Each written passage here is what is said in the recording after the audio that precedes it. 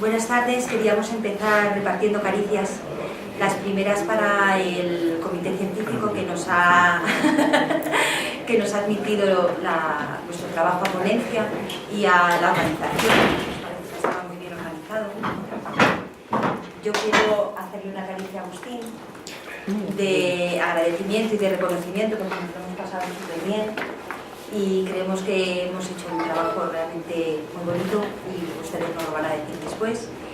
Y una caricia de reconocimiento a nuestras fuentes de inspiración, que han sido Desmond Morris en su libro La naturaleza de la felicidad, y a Eric Berne por la teoría del análisis transaccional y a Claude Steiner por la educación emocional y el poder personal. Un segundito, la técnica del asunto, ¿no? ¿Esta es? Es la de abajo. Es esta. Bueno, yo quiero aprovechar ya mientras también para daros las gracias a la organización por vuestra invitación, que antes con las prisas y la historia, pues bien. Muy bien. Ya sabéis. Fenomenal. Pues en la primera lectura que hicimos de la naturaleza de la felicidad, lo primero que nos llamó la atención y que nos sorprendió muy gratamente es que hay muchas fuentes de felicidad. Algunas, la verdad, que ni siquiera las conocíamos. Esto desmontaba un poco el mito de que parece que la felicidad hay una sola fuente o que hay una única manera de ser felices o que puede existir una fórmula para conseguir la felicidad. La siguiente cosa que nos llamó la atención es que esas fuentes de felicidad podían encajar o encajaban con los estados del yo que Eric Berne había descrito. Entonces nos entusiasmamos mucho, dijimos, ostras, qué mola, y nos pusimos a mirar bibliografía y nuestra sorpresa fue que había muy poca bibliografía que relacionara la felicidad con el análisis transaccional. Así que pues nos pusimos a ello. Como didácticamente siempre que se habla de algo se suele definir, nosotros vamos a hablar de la felicidad y claro, ¿cómo definimos la felicidad? Si reconocemos que hay tantas formas de ser felices como seres habitan el planeta. El mismo Morris tiene un capítulo entero a definiciones. Medio libro entero. Medio libro entero va a ser definiciones. Definiciones de felicidad. Entonces, ¿cómo definimos esto? Pues es muy complicado. Lo que sí que les podemos decir es que para nosotros, compartimos la idea con Morris, que la felicidad es el súbito trance de placer que se siente cuando algo mejora. Y para nosotros pues es un sentimiento que puede ser físico, mental o espiritual o cualquiera de las combinaciones de esto. Lo que también nos hemos dado cuenta es que cuanto más entrenados estamos en las distintas fuentes de felicidad, más fácil es lograr serlo. Es muy buena noticia. Y ahora les vamos a presentar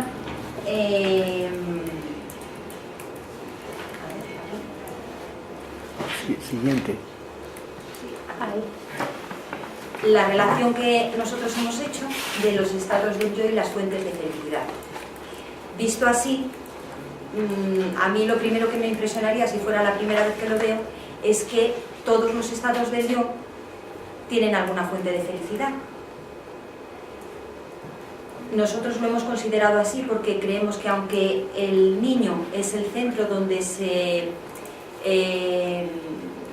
procesan esas emociones, cualquiera de los demás estados puede actuar de satélite, de antenita, para captar esa fuente de felicidad.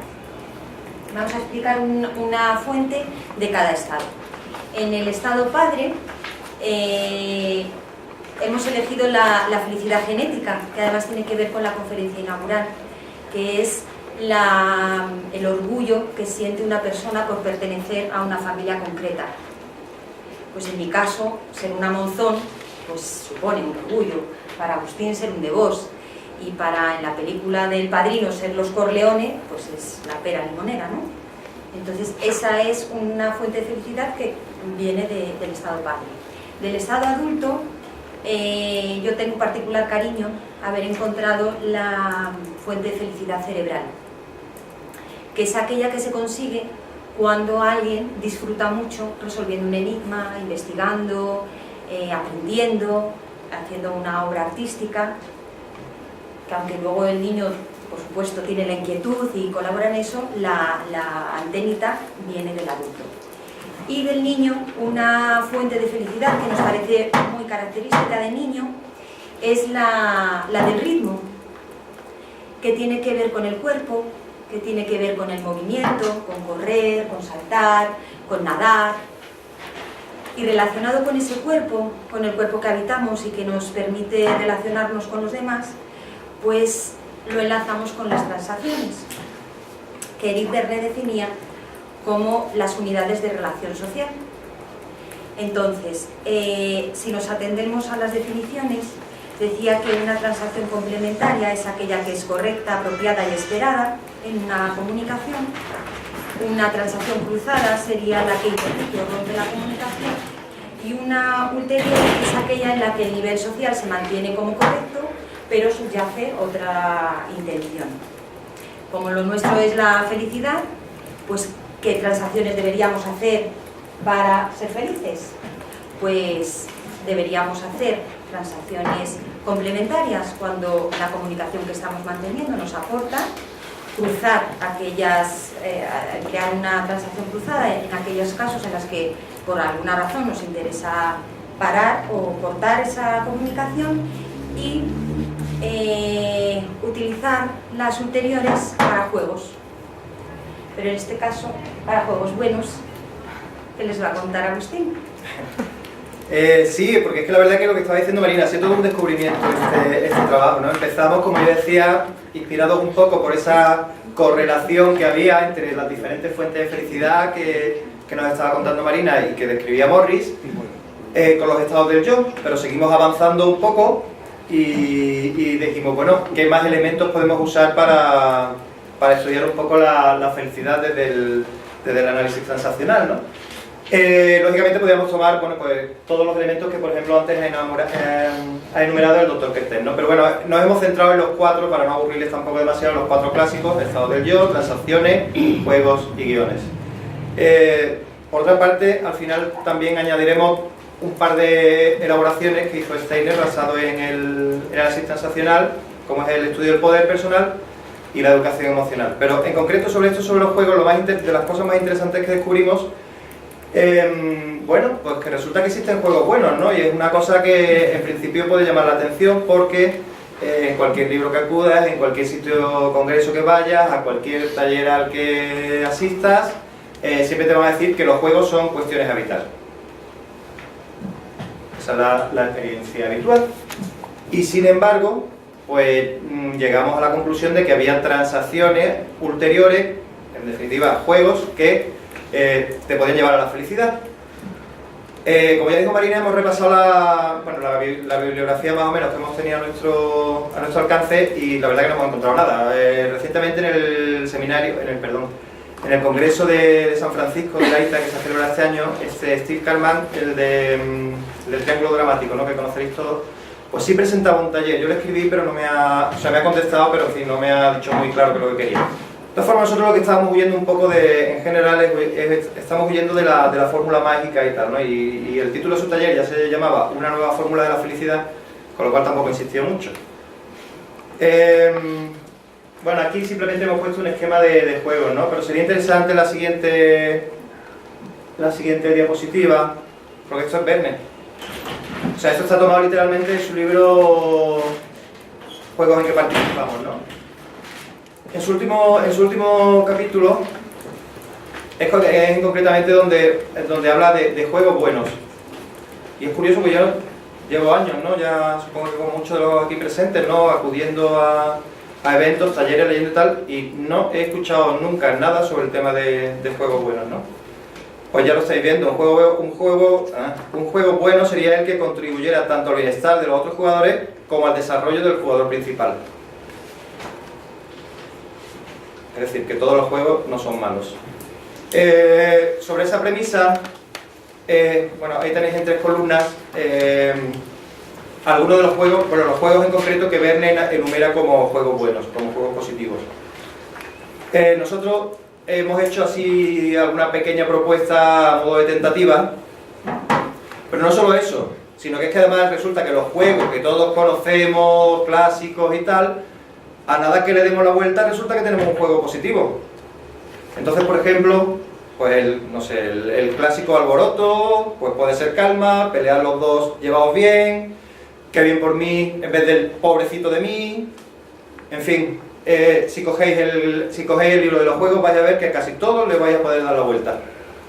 A mí hay uno que me gusta mucho que es porque se juega bastante, el de defecto, ¿no? Oye, pues, también podemos jugar a virtud, ¿no? En vez de machacarnos unos a otros nos podemos ir animando, ¿no? Entonces, en definitiva, existen los juegos buenos, llevan existiendo desde el 60 y tantos que lo escribió Verne, pero bueno, durante todo este tiempo yo no he encontrado nada tampoco sobre el tema de juegos buenos, un campo también que sería interesante quizá investigar, ¿no? Porque además esto enlaza un poco con lo que estaba contando antes Carmen, ¿no? Sobre el bien y sobre el mal. Yo he tenido la sensación siempre de que quizá por propia naturaleza de su creador, que era psiquiatra, que era tal, ha estado siempre demasiado centrado en la psicoterapia, en curar, en tal y tal. Es curioso que leyendo Verne, y no es por hacer publicidad, pero es que de verdad es que es alucinante, o sea, no hay cosa que se me ocurra que al final no lo encuentres en alguno de sus escritos. Bueno, pues deja muchas puertas abiertas, muchas señales, muchos caminos, pero él también lo dice, digo, oye, es que yo no puedo hacer todo, entonces va marcando caminos, y en concreto, por ejemplo, en este tema, él decía que su experiencia y su trabajo consistía en trabajar sobre los juegos malos, pero que animaba a que por favor se investigase y se trabajase también sobre el tema de juegos buenos, ¿no? Como algunas características diferenciales, pues lo que estamos viendo es allí, ¿no? O sea, entonces los juegos malos, pues ya sabemos lo que pasa, ¿no? Aparecen los rackets, se dan caricias negativas, el saldo del juego, o termina el juego, pues pasa todo el mundo al aislamiento, todo el mundo se retira, ¿no? Porque nadie quiere saber más nada. Por supuesto, nadie tiene ganas de volver a participar en un juego de ese tipo, ¿no? Sin embargo, los juegos buenos pueden pasar lo opuesto. Es decir, podemos tener emociones constructivas, alegría, esperanza, amor, que te motivan. Las caricias que se intercambian son positivas, incluso que sean condicionales, pueden ser positivas. El saldo da paso a la intimidad. Tú has tenido un juego bueno, has tenido una buena experiencia con una persona, por lo que sea, y desde ahí es curioso que desde un juego puede dar paso a la intimidad. En vez de irte para atrás, ya sabéis, ¿no? La escala está dentro del tiempo de Verne. En vez de irte para atrás hacia el aislamiento, resulta que puedes avanzar a la intimidad. Es más fácil, ¿no? Porque ya se han dado caricias positivas, porque se ha establecido una comunicación sincera, etc., ¿no? Para mí es una característica muy interesante.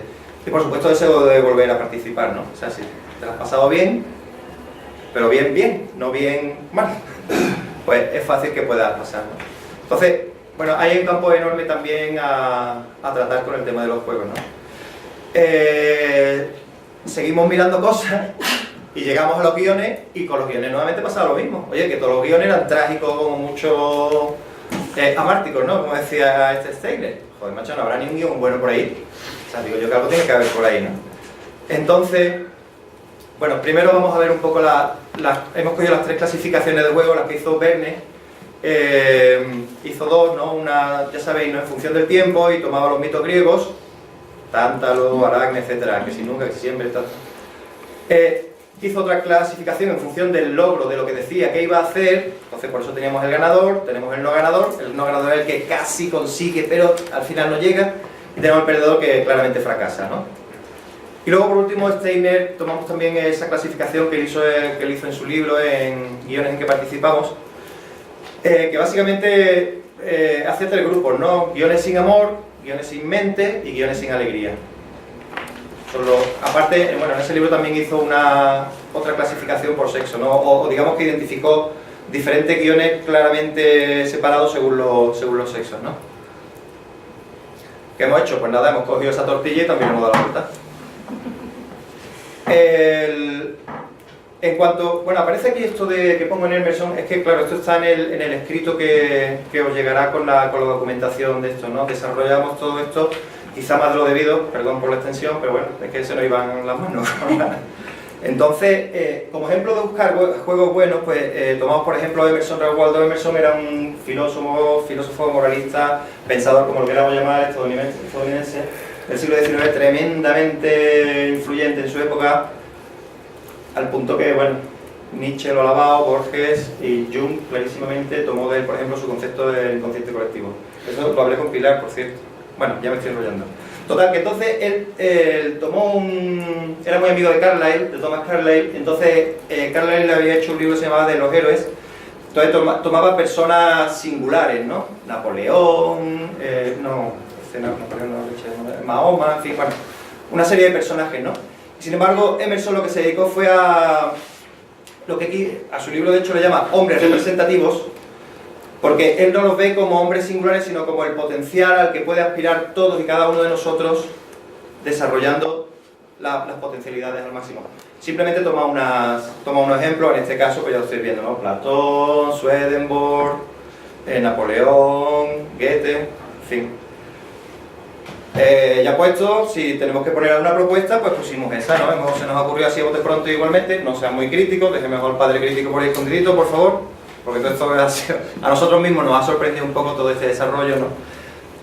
Pues no sé, la santa, no sé qué mal puede hacer tener un guión de una persona que dedica su vida a ayudar a los demás, ¿no? O estábamos comentando esta medida, por ejemplo, el caso de Teresa de Calcuta, o bueno, personas similares, da igual creencia religiosa, si preferís otra, da igual. O sea, lo que quiero decir, personas que claramente ayudan a los demás, ¿no?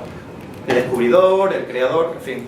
Nuevamente, igual que pasaba antes con los juegos buenos, entendemos que aquí hay un campo tremendo y enorme a trabajar para una buena temporada. Y respecto a la división de Steiner, pues está claro, ¿no? Porque tenerlos con amor, o con mente, sin amor, o sin mente, sin alegría, cuando lo podemos tener con amor, con mente y con alegría. Entonces, nuevamente, si podemos hacer un pequeño repasito, hemos relacionado los estados del yo con la fuente de felicidad que identifica Morris, una posibilidad de investigar en nuestra propia personalidad, en nuestra propia felicidad, perdón. Las transacciones, en contra de lo que se pueda pensar, cruzar una transacción puede estar bien, no pasa nada por cruzar una transacción, sino una transacción insatisfactoria. Y puede haber transacciones ulteriores que además nos llevan a juegos buenos, como hemos estado viendo. Entonces, nuevamente tenemos muchas más posibilidades de ir desarrollando nuestra capacidad de felicidad, ¿no? Uy. ¿A quién toca? Ah, ¿sigo yo? Sí. Nos tenemos repartido para saber por dónde iba. Ah, sí, perdón. Total, que esto es un poco el esquema. Espérate, ¿te puedes ir a la primera o a la segunda? La primera.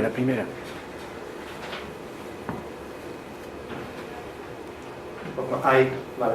Bueno, este es un poco el esquema en general de todo el trabajo que hemos realizado, ¿no? O sea, hemos inspirado por el libro este de Morris, hemos visto el tema de la felicidad que nos ha tratado y tal. Entonces, bueno, pues que lo hemos trabajado con lo que conocemos mejor los dos, ¿no? El análisis transaccional, la educación emocional, que es un desarrollo de Steiner muy concreto sobre el mundo de las emociones, basado en el análisis transaccional, y el estudio del poder personal también, porque es fundamental para poder interactuar con el mundo. O sea, yo puedo saber mucho análisis transaccional, yo puedo ser muy educado emocionalmente y darme cuenta de todo, pero si no tengo poder, no voy a cambiar nada en mi realidad, ni en la realidad de los demás, ¿vale? Perdón, esto era simplemente para hacer un poco de esquema. Entonces hemos trabajado un poquito, acabamos de presentar un poquito la parte de análisis transaccional, vamos a hablar muy brevemente de la educación emocional y ahora Marina os hablará también un poco del tema del poder, ¿no? Nuevamente todo, en este caso, está enfocado a la felicidad. Por favor, vete a la que corresponde, sí.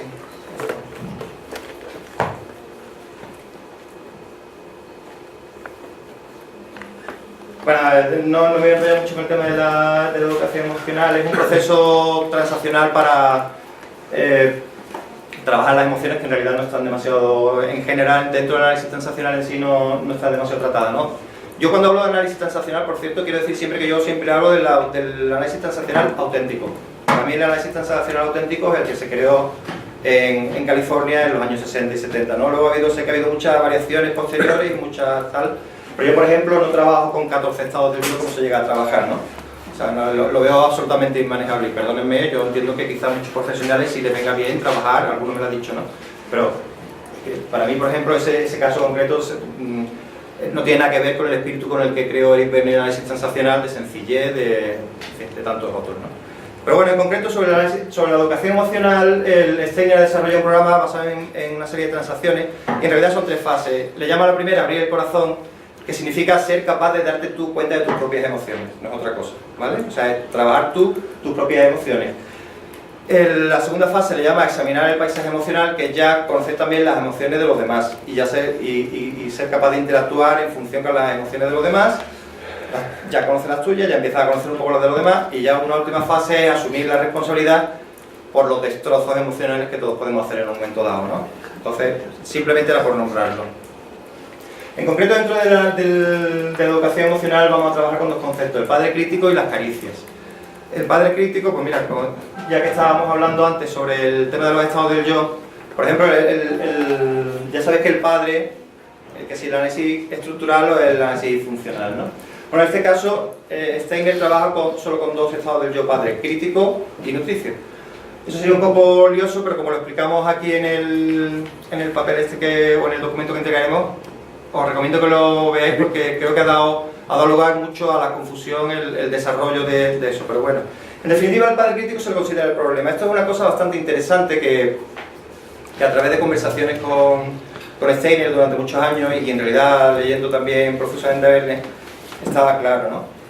Estábamos antes esta mañana y estábamos comentando el caso el ejemplo que ponía Verne de cuando una madre y un hijo están en el médico. Entonces, el médico, cuando le dice algo, si se lo dice a la madre, el hijo lo está escuchando. Pero claro, si se lo dice al hijo, es que la madre también lo está escuchando, con lo cual siempre tiene que estar ahí un poco manejando un poco esa situación, ¿no? El padre crítico, en definitiva, para Steiner, y según él me dice, era algo que ya estaba empezando a ver con Verne, como se murió no pudieron desarrollarlo, pero sí tenía muy claro una cosa: tenía muy claro que las antítesis de los juegos no funcionaban a corto plazo, ¿vale? Yo puedo parar el juego ahora mismo, pero tenía muy claro que más pronto o más tarde volvían aumentados, venían en escalada y venían multiplicados por 7. Entonces, eso lo tenían claro, y era todo porque, digamos, como que estaban tratando el síntoma en vez de la enfermedad. Veréis, es habitual decir el niño, hay que cuidar al niño, proteger al niño, alimentar al niño y tal. Todo eso, por supuesto, está bien, ¿no? Pero el problema no es ese, el problema es qué le está pasando al niño, qué está molestando al niño, qué no está dejando crecer al niño, qué no está dejando expresar al niño, ¿no? Entonces, esa parte de la personalidad es el padre crítico, que es la parte que lo tiene machacado. Entonces, podemos darle aspirinas al niño o podemos intentar quitar la enfermedad. Así muy en breve un poco la idea de la educación emocional, ¿no?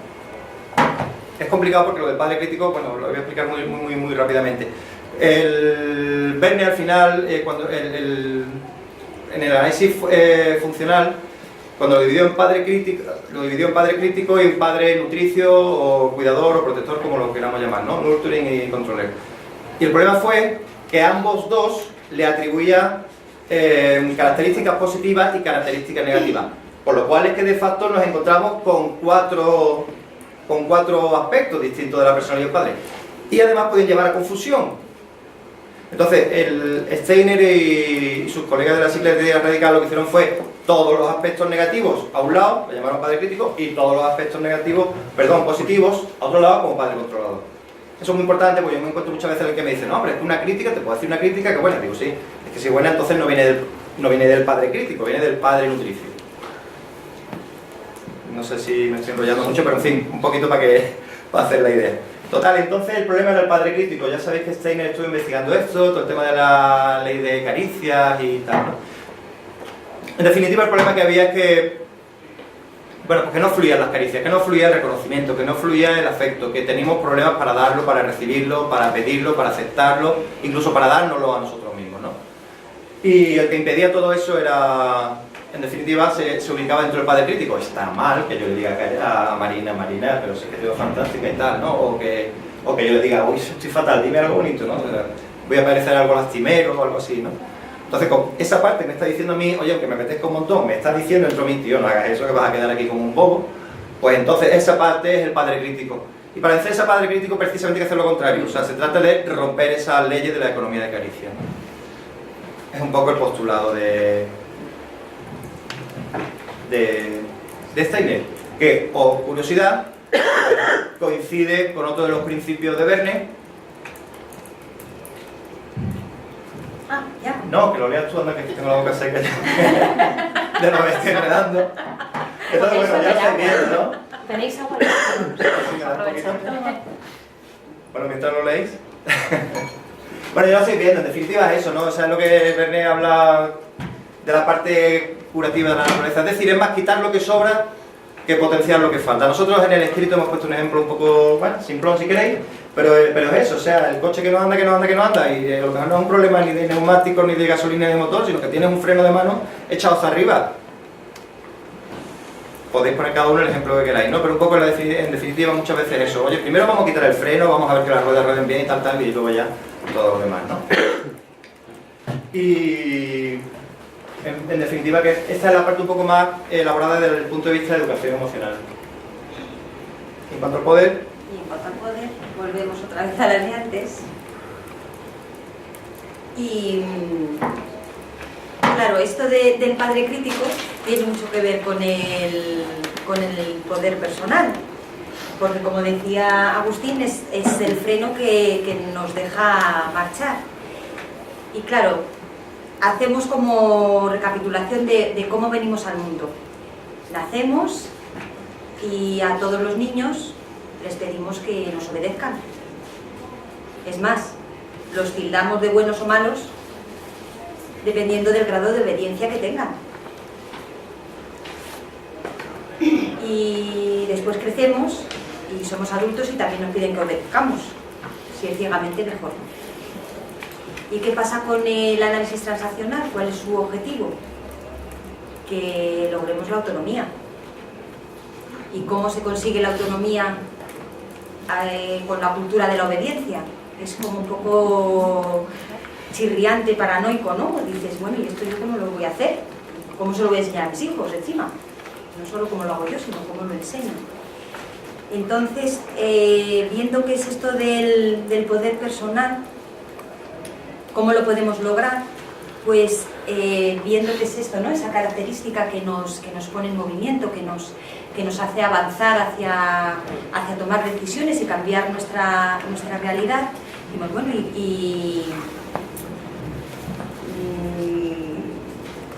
¿qué es esto de tener poder personal? ¿Quién lo puede tener? ¿Quién puede tener personal?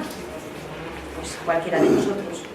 Cualquiera que asuma sus capacidades, que se comprometa a desarrollarlas, que asuma la responsabilidad de ese acto y que además cambie su realidad. Ahí es nada.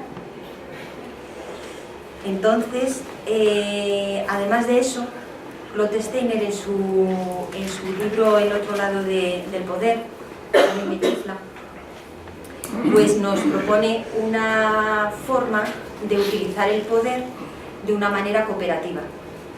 Y esa manera cooperativa que se hace equilibrando, se consigue, mejor dicho, equilibrando las 7 fuentes de poder, que él enuncia como el equilibrio, la pasión, el control, el amor, la comunicación, la información y la trascendencia.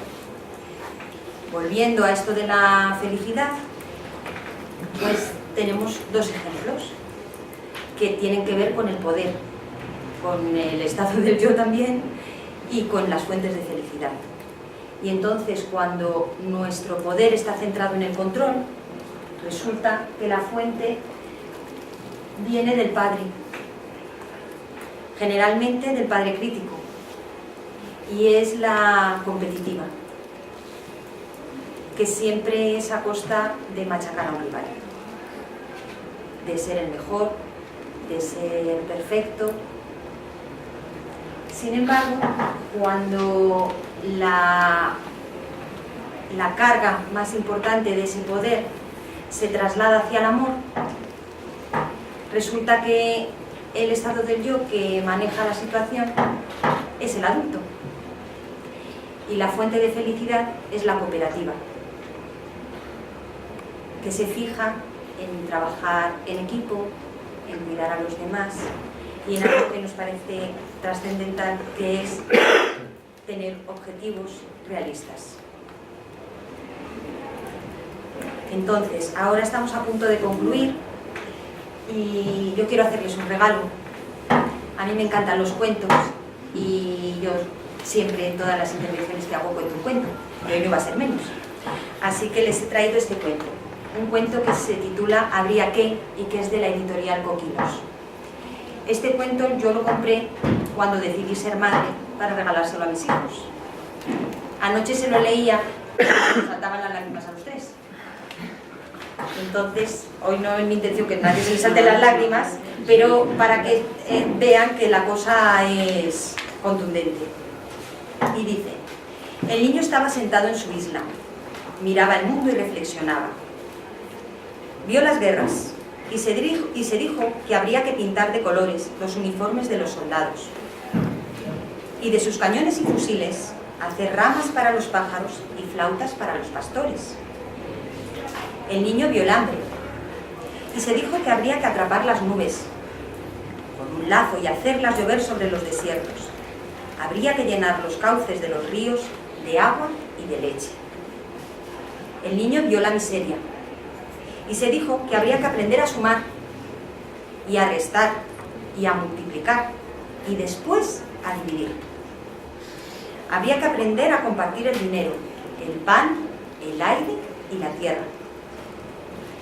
El niño vio a los poderosos comer, dar órdenes, proclamar y decretar, y se dijo que habría que abrirle los ojos o expulsarles. El niño vio el mar y se dijo que habría que limpiarlo y después sentarse frente a él solo para soñar.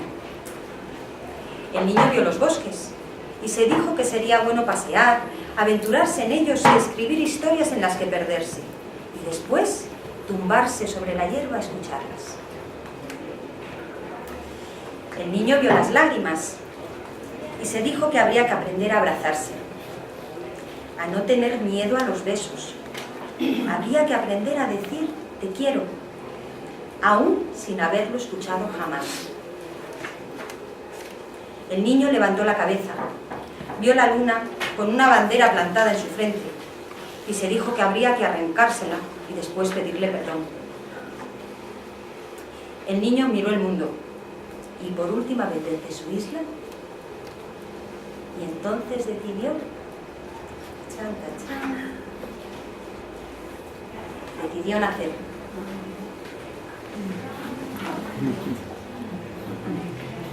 Muy bien, muy bien.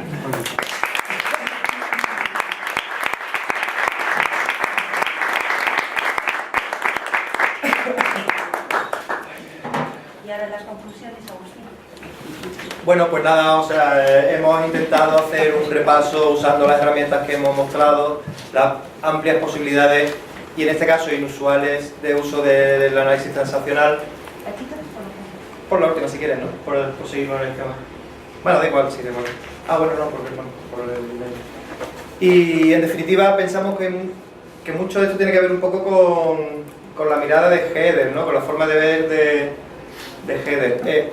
Herder es uno de los tres personajes que sabréis, ¿no? que usaba Verne habitualmente en sus libros, ¿no? O sea, él hablaba siempre del Dr. Q, Pat, que era el paciente, y Herder, el común de los mortales, ¿no? El resto de nosotros. Nosotros, ni Marina ni yo, ni somos Pat, ni somos Dr. Q. Entonces quizás, pues, no sé, por eso, desde el punto de vista de Herder, como ese niño que decidían hacer, pues en vez de fijarnos en la ansiedad o no sé, o tantos otros temas tan interesantes, hemos decidido mirar la felicidad. Y además, en vez de mirarlo desde cómo se ha visto siempre, pues hemos intentado darle un poco la vuelta al uso habitual de las herramientas que ya estaban ahí en el AT, no hemos inventado nada, simplemente las hemos usado de esa manera. Y bueno, sabemos que son quizás demasiadas cosas, les animamos a que lean nuestro trabajo y sí les rogamos por favor que cualquier duda, cualquier comunicación, cualquier sugerencia, incluso cualquier crítica, que puede ser positiva, desde el padre nutricio, pues nos ayuden a, entre todos, sigamos cooperando y colaborando y desarrollando un poco este tipo de trabajo. Si tenéis alguna duda, pues lógicamente para eso estamos. Mira, es que no tenemos tiempo para las preguntas, porque vamos a hacer un descanso, pero lo único que yo recomiendo que lean la ponencia, porque ponéis muchos ejemplos que aquí no habéis hablado de la felicidad. Es que no podíamos, ¿no? Está muy bien, pero nada más, yo felicito. Deberíamos...